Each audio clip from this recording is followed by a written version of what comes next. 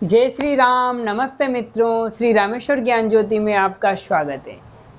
मित्रों, हमने वाहन चालक, चतुर्श्रेणी कर्मचारी की हमने गणित का सिलेबस कर चुके हैं। अब हम विज्ञान का सिलेबस करेंगे, कवर है ना।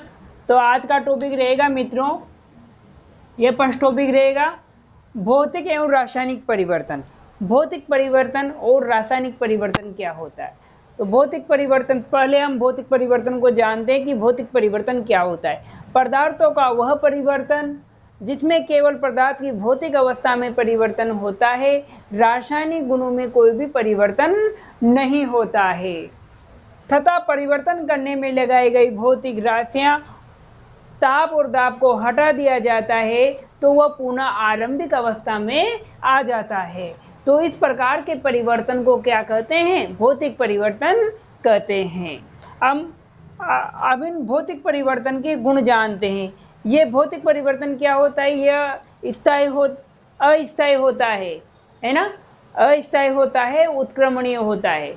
जैसे बर्फ को पानी में बदल जाएगा, पानी बर्फ में बदल जाएगा, है ना। यह उत्क्रमणीय होता है, दोनों दिशाओं में चलता है। यह अस्थायी होता है। भौतिक परिवर्तन में पदार्थ की भौतिक गुण जैसे ताप हुआ, घनत्व हुआ, रंग हुआ, आयतन हुआ, अवस्था हुई आदि में परिवर्तन होता है। किस किस में होता है? ताप में, घनत्व में, रंग में, आयतन में, अवस्था में परिवर्तन होता है। और ये अस्थायी होता है और उत्क्रमणीय होता है। इसके ये भौतिक परिवर्तन की ये गुण है। और उदाहरण क्या होगा? क्रिस्टलीकरण होगा, वाष्प, ये बर्फ का पिघलना होगा। उधर से मैग्नीशियम धातु का गर्म कर देंगे, Mg को गर्म कर देंगे तो ये चमक आएगी। आसवन हुआ, ऊर्ध्वपातन हुआ, संगणक हुआ, मोमबत्ती का पिघलना हुआ। ये क्या है मित्रों? भौतिक परिवर्तन के उदाहरण है। अब देखते हैं हम इनमें, जैसे शक्कर, नमक, मिट्टी का पिघलना, का पानी में घुलना, है ना। शक्कर भी वापस प्राप्त हो सकती है अगर इसको वाष्प कर लेंगे, इसको पानी को सुखा देंगे, पानी के मिश्रण में शक्कर को घोल देंगे तो पुनः शक्कर प्राप्त कर सकते हैं ना। वाष्प के द्वारा इसको पानी को गर्म करके पुनः शक्कर प्राप्त हो सकती है, नमक प्राप्त हो सकता है वापस, है ना। तो सोना और धातु का पिघलना, सोना और धातु का पिघलना, वो वापस पिघल के सोने को पिघलाएंगे अपन, वापस सोना प्राप्त कर सकते हैं ना। तो ये क्या है? भौतिक परिवर्तन है ना। भौतिक परिवर्तन का उदाहरण हुआ संगणन हुआ, आसवन हुआ, ऊर्ध्वपातन हुआ। ऊर्ध्वपातन का उदाहरण क्या है? कपूर है ना। क्रिस्टलीकरण हुआ, कांच का टूटना, लोहे का चुंबक में बदलना, है ना। और उसे बल्ब का जलना, है ना। मोमबत्ती का पिघलना, हिमकरण, मोमबत्ती का जलना। तो मोमबत्ती का जलना भौतिक परिवर्तन भी होता है, एक रासायनिक परिवर्तन भी होता है ना। और ये मोमबत्ती का पिघलना क्या है? यहाँ भौतिक परिवर्तन। हिमकरण, जल का वाष्पीकरण, जल को क्या कर देंगे हम? गर्म कर देंगे, वाष्प में बदल जाता है। फिर वाष्प क्या है? जल में परिवर्तन हो सकता है। गर्म करने पर मैग्नीशियम धातु का चमकना, कपड़े का भीगना और सूखना, है ना। ये भी क्या है? भौतिक परिवर्तन का उदाहरण है। जो कागज का फटना, स्प्रिंग को खींचना, इस स्प्रिंग को अपन खींच देंगे, पुनः यह अपनी आरंभिक अवस्था में आ जाती है। तो यही है भौतिक परिवर्तन। पदार्थ का वह परिवर्तन जिसमें केवल पदार्थ की भौतिक अवस्था में परिवर्तन होता है, रासायनिक गुणों में कोई परिवर्तन नहीं होता है। तो ये जो परिवर्तन का कारण है उस कारण को हटा देंगे तो वह क्या होता है? पुनः आरंभिक अवस्था में आ जाता है ना। ये उत्क्रमणीय होती है और अस्थायी होती है। और हमने ये उदाहरण देख लिए। अब हम फिजिकल परिवर्तन देखेंगे। फिजिकल परिवर्तन हो गए, हम केमिकल परिवर्तन देखेंगे। अब ये रासायनिक परिवर्तन क्या होता है? पदार्थों का वह परिवर्तन जिसमें पदार्थों की अवस्था के साथ साथ भौतिक परिवर्तन के साथ साथ रासायनिक परिवर्तन भी होता है। पदार्थों का वह परिवर्तन जिसमें पदार्थों की अवस्था के साथ साथ रासायनिक गुणों में भी परिवर्तन होता है। पदार्थों की अवस्था बदलने के लिए लगाई गई भौतिक राशियों को हटा दिएंगे ना अपन, तो भी हटा देने के बाद भी वो अपनी आरंभिक अवस्था में नहीं आता। जबकि भौतिक परिवर्तन में ये परिवर्तन के कारण भौतिक अवस्था को हम हटा देते थे तो पुनः वो आरंभिक अवस्था में आ जाता था। लेकिन इसमें क्या है मित्रों, ये आरंभिक अवस्था में रासायनिक परिवर्तन में आरंभिक अवस्था में नहीं आता।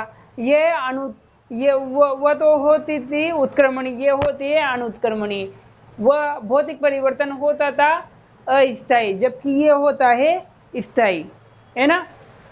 तो फिर देखते हैं अपन रासायनिक परिवर्तन। पदार्थों का वह परिवर्तन जिसमें पदार्थों की अवस्था के साथ साथ रासायनिक गुणों में भी परिवर्तन होता है तथा पदार्थों की अवस्था बदलने के लिए लगाई गई भौतिक राशियों को हटा दिया जाता है तो पदार्थ पुनः आरंभिक अवस्था में नहीं आता। इसको हम क्या कहते हैं? रासायनिक परिवर्तन कहते हैं।